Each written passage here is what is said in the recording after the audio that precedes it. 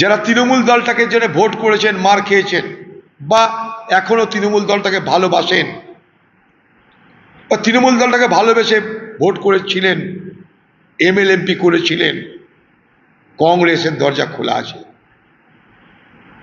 আপনারা আসুন, আলোচনা করে আমরা আগামী দিনে বিজেপি এবং তথাকথিত তৃণমূল একটা নামঠাম কিছু হবে, সকলের বিরুদ্ধে একজোট হয়ে লড়াই করবার একটা প্ল্যাটফর্ম গড়ে তুলি। বাংলায় বাকি যারা বিরোধী দল সকলে মিলে একটা প্ল্যাটফর্ম তৈরি করে এর মোকাবেলা করা জরুরি, না হলে এ বাংলায় রাজনীতি বলে আর কিছু থাকবে না। ইংরেজিতে একটা কথা আছে, history has a nasty habits of repeating itself. অর্থাৎ ইতিহাস বারবার ঘুরে ফিরে আসে, এটাই তার বদ অভ্যাস। এই মমতা ব্যানার্জি একদিন 2016 সালের পর যখন কংগ্রেস বিরোধী দলের তকমা পেয়েছিল, সেই বিরোধী দলের তকমাকে ঘুচিয়ে দেওয়ার জন্য, বিরোধী দলের তকমাকে কেড়ে নেওয়ার জন্য গোটা দলটাকে ভাঙিয়ে ভয় ভীতি প্রলোভন দেখিয়ে সে তৃণমূল করতে বাধ্য করেছিল এবং বিধানসভার কোনো নিয়ম কানুন না মেনে যা খুশি তাই করে কংগ্রেস দলটাকে সে খতম করেছিল, চেষ্টা করেছিল খতম করার। কংগ্রেস দল তো শুধু এমএলএ করে বেঁচে থাকে না।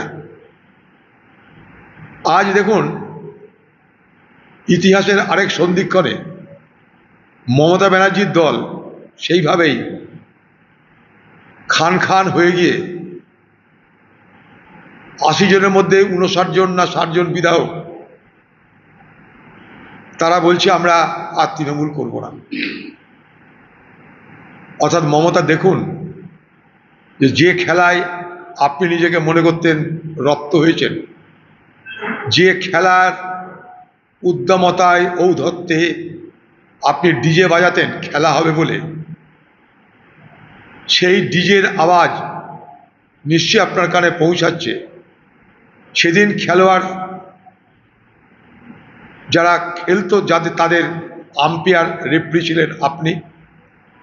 আজ যারা খেলছে, যারা খেলোয়াড়, তাদের আম্পায়ার বা রেফারি হয়েছে বিজেপি। ফারাকটা এইটুকুই, আম্পায়ার বদলে গেছে, রেফারি বদলে গেছে, খেলা চলছে, দল ভাগানোর খেলা চলছে। যারা তৃণমূল থেকে বিজেপিতে সরাসরি যেতে পারছেন না, বা বিজেপিও যাদেরকে সরাসরি নিতে চাইছে না, কারণ তৃণমূলের এই সমস্ত বিধায়করা যদি সরাসরি বিজেপিতে জয়েন করে যায়, তাহলে গোটা বিজেপি পার্টি কোভিডে আক্রান্ত হয়ে যাবে। কোভিড ভাইরাস যাতে তাদেরকে আক্রান্ত করতে না পারে, সেই জন্যে তারা বিজেপি পার্টির, ভারতবর্ষের যিনি প্রধানমন্ত্রী নরেন্দ্র মোদী, সেই তত্ত্ব মেনে বলছেন 2 গজ কি দূরি রহনা জরুরি। অর্থাৎ কোভিড থেকে বাঁচার জন্য 2 গজ দূরে রাখো, 2 গজ দূর থেকে কথা বলো। তো বিজেপি দেখছে যে এই তৃণমূল থেকে যারা বেরিয়ে আসছে, তাদেরকে সরাসরি বিজেপিতে নিলে বিজেপির জাত থাকবে না, আবার যারা তৃণমূল থেকে গিয়ে বিজেপিতে জয়েন করবে তাদেরও জাত থাকবে না। আজকে যারা বিজেপি থেকে, তৃণমূল থেকে বিজেপিতে জয়েন করতে যাচ্ছে, তৃণমূল ভাঙিয়ে নতুন দল করতে যাচ্ছে, মনে রাখবেন তারা বেশিরভাগ মুসলমান সম্প্রদায়ের মানুষের ভোটে জিতেছে। তাই সে মুসলমান সম্প্রদায়ের মানুষের লাজ্জুতে যাতে না খেতে হয়, তার জন্য রাস্তা কি 2 গজ কি দূরি বহুত জরুরি। অর্থাৎ বিজেপি থেকে 2 গজ দূরে থাকো, যাতে বিজেপিও ঠিক থাকে, আমরাও ঠিক থাকি। খেলা তো এইটাই। কারণ তারা জানে যে বিজেপি জানে, বিজেপি যদি তাদেরকে নেয় দলে, কোভিড হবে, রাজনৈতিক কোভিড হবে। আর তৃণমূলের সে সমস্ত তারাও জানে যে আমরা যদি সরাসরি বিজেপিতে যাই, তাহলে মানুষের লাজ্জুত খেতে হবে। মানে একটাই বাঁচার রাস্তা, দূরে থাকো, 2 গজ কি দূরি বহুত জরুরি।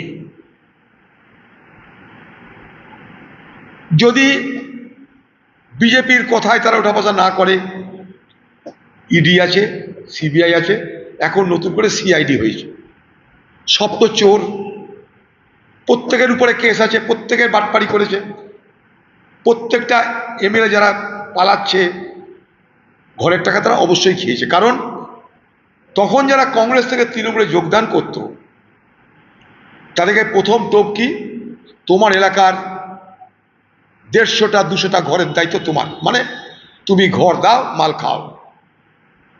প্রত্যেকের বিরুদ্ধে দুর্নীতি আছে, প্রত্যেকটা এমএলএর বিরুদ্ধে। তাই তাদের মনে হয়েছে মমতা এখন বাঁচাতে পারবে না, বাঁচাতে পারে বিজেপি, বিজেপি সরাসরি নেবে না, তারা বদনাম কুড়াবে না, তাই দূরে রাখো, জুনিয়র টিম করে দূরে রেখে দাও, অন্য পরিচয়, প্রয়োজন মতন ব্যবহার করা যাবে। আর মমতা ব্যানার্জির দলকে বিরোধী দলের তকমা দেওয়ার প্রয়োজন পড়বে না।